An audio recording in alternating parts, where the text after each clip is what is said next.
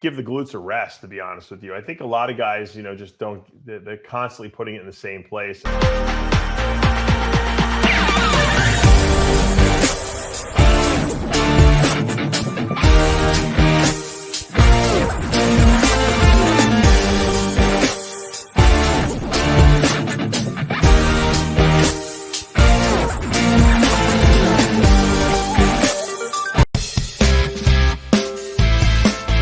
I created Species Nutrition with one mission in mind: to provide bodybuilders and serious athletes with no-nonsense supplements that work.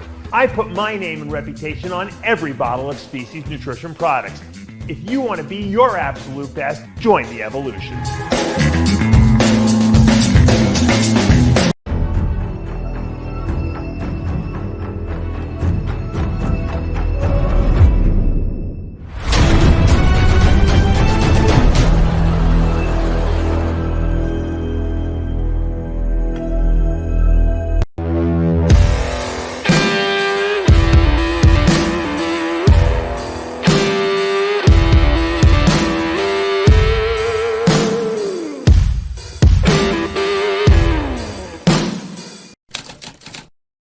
When you trained, did you use the abductor machine, or did you not do any of these direct workout with these muscles? To call that the gynecological exam machine back in the day. I don't know if they still do that. Call it that anymore. I would use it a little bit sometimes. Not every workout. I would just go in sometimes just to get a little bit of pump in the adductors, which are the inner thigh muscles. And then the abductors, abductors, are the outer ones. They kind of squeeze those glute medius muscles and the tensor fasciae lata muscles. So I would use it a little. I would do like maybe 1 or 2 sets. If the workout wasn't like brutally, annihilating. Sometimes I would do these crazy leg work because I just wanted to go home after. But a lot of times at the end of the workout, I would do like 1 or 2 sets on the abductor and 1 or 2 sets on the adductor machine and just call it a day. Nowadays, because I don't squat really much anymore because I can't, because I have the fused ankle, I have the torn quad, partially torn quad. I really do start out usually with the abductor and adductor machine. But, you got to remember, I have really good muscle memory down there. Those muscles were huge at one point, so I can really use that machine and contract those muscles much more so than most people can. So, I wouldn't be using it as a main moving, type exercise. It's a nice finishing exercise on a squat, leg press, hack squat type of a workout. So don't rely on that for size. You're not going to put on massive size with those, but it's a nice way to contract those muscles and get a good mind-muscle connection to those particular muscles, that when you do train them with your with the heavier movements and the compound movements like squats, you will feel them more. Is it okay to stay on 2 IU/GH daily and taper off T3 while coming off a heavy female cycle? Will that ease the side effects? How about Clen? I think I've heard you say you like to come into off season still using some Clen to not gain too much body fat. Is that correct? I think people misunderstand some of the stuff I talked about with Clen in the past. When I was first starting out, and I would doing like basic cycles, like Prima Bone and Winchell cycles, a lot of times after the cycle was over, I would do a little, when I was off for 8 weeks, I would do a little clenbuterol, like as an anti-catabolic, somewhat anabolic type of supplement, not to burn fat, but just as like kind of like a bridging thing, because it wasn't an anabolic steroid. It wasn't affecting androgen receptors. And I did it, and this is when I first started.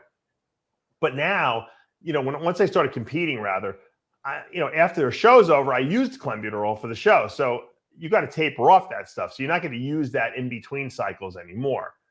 As far as a woman too, if you're just coming off a cycle from doing a show and you were on clenbuterol and T3, you should taper off that and get off of it completely. The good thing about women when they come off cycle is they don't lose muscle, because remember, you're not crashing from anything. So let's say you're taking, 20 milligrams of Winstrol a day and you're taking 30 milligrams of Anavar a day and you just stop that. Okay. Well, yeah, you don't have that in your system anymore after, a week or so, but you also haven't been suppressing anything that you naturally produce.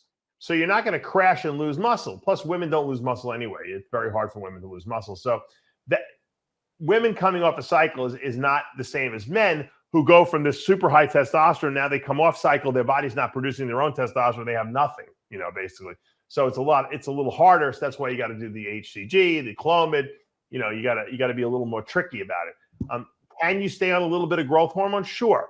I don't think growth hormone is a problem because it's not affecting androgen receptors. A lot of times I have my guys stay on 1 or 2 IUs a day of GH just kind of for recovery purposes. And that seems to work really well as long as you're not becoming insulin resistant from it. So when women come off cycle, just stop everything. Stop everything in terms of anabolics go. And once again, you can stay on some GH if you want.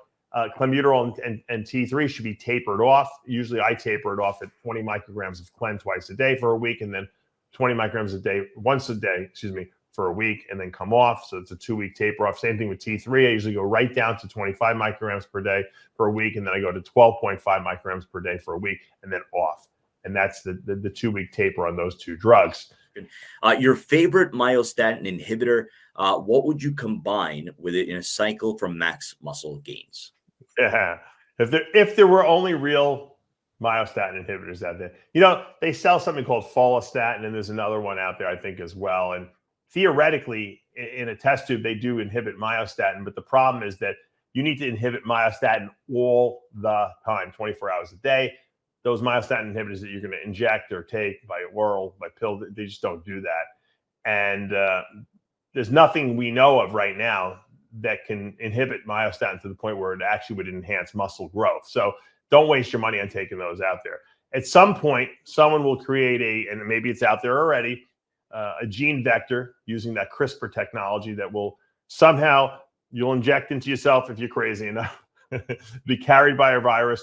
The virus will put the vector into your cells of your body. It'll snip out the myostatin gene, and you will have no myostatin left in your body on a 24-hour basis, and you'll probably increase a lot of muscle mass that way.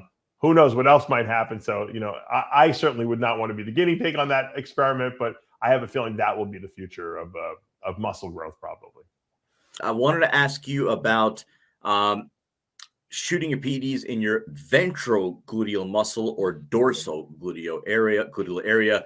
I've been having constant pit pain in my rear end, even though I rotate. If you're having pain, I would just give the glutes a rest, to be honest with you. I think a lot of guys, just they're constantly putting it in the same place. And especially if you're using anything that has test propionated, it's going to leave you sore for sure. You never want to, if here's your glutes from behind, you never want to inject on the back part. I don't know if he's calling that the dorsal, because that's where the sciatic nerve comes out of. So you don't want to inject it. You always want to inject on the side of your glutes. And that's important. If that gets filled up, you might want to try the side delts. You might want to try the lats, right around here where they flare out. You can put it straight in on the side, from the side going this way. And that's a popular place. I don't know if I actually am the one who came up with that idea back in the 90s, but I know that we were running out of places and everyone was sore all the time. So I said, I wonder if we could put them in the lats. The lats feel kind of soft. It's a very spongy muscle. It seems to hold a lot of oil, and it does. And that seems to be a good place, especially like the last couple of weeks before a show, so you don't have, big lumps on your glutes or your delts, which a lot of guys get. Some guys get lumps in their delts, and people think that's like permanent scar tissue. And a lot of times it's just swelling from the shots they're taking because they just don't have any place to put the shots anymore. So try the lats. That seems to be my favorite. That was always my favorite place.